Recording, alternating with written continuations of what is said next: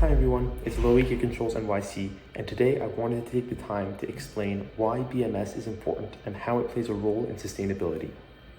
Firstly, let's look at a few statistics. The Energy Information Administration estimates that commercial buildings account for more than 20% of all the energy used in the US. The US Environmental Protection Agency and the US Department of Energy's program Energy Star states that 30% of energy in a commercial building goes wasted. 30% of 20% means that 6% of total energy usage in the US goes to waste every year just from commercial buildings. This is 244 billion kilowatt hours of energy every year, which is $41 billion of energy down the drain, not even to mention the environmental implications. A lot of this energy is lost by inefficient heating or cooling systems, poorly insulated buildings or transfer systems, or simply being used to light or control the climate in unoccupied spaces or at unoccupied times. So, how does BMS fix this? A BMS consists of hundreds and thousands of sensors and dampers and AHUs and chillers and more. These components work in harmony to monitor environmental conditions and manage the operation of mechanical and electrical equipment efficiently. The system ensures optimal temperature levels are maintained and adjusts them based on various factors such as the time of day or specific room requirements.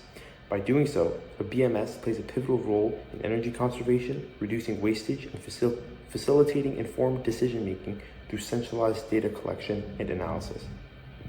BMS helps keep energy usage to a minimum by using efficient methods to control HVAC systems and more. One of the major examples is scheduling.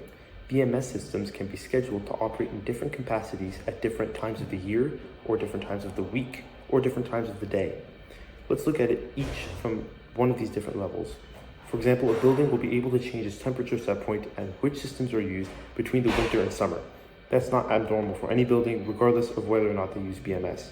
However, a BMS building can also automatically run the AC at a higher temperature on the weekends if no one is occupying the building, for example, which would save cooling energy. It can even do this overnight. If no one's in the building, then there's no need to heat, cool, or light the building at all. Small adjustments like these aren't too difficult to make in Niagara, and they help save energy and money. BMS also has the ability to control a building very precisely if the correct infrastructure is in place. Theoretically, some parts of the building don't have to be monitored as closely as others, so a BMS can use less energy and resources for some areas over others. According to some sources, BMS can reduce up to 30% of a building's energy consumption. Obviously, due to the laws of physics and heat transfer, a building can never be 100% efficient, and at the end of the day, efficiency is not always the same as sustainability if the responsible practices and actions aren't being employed. However, as sustainability is a growing concern, it's important to remember that BMS has an important role to play in commercial infrastructure. I hope you enjoyed this video. I think BMS is a very intuitive and great way to make buildings more efficient and more sustainable, and they're a very important way going forward of helping reduce the carbon footprint for buildings. If you did enjoy this video, please subscribe, comment down below, and watch some of our other videos on this channel. Thank you very much. I'll see you soon.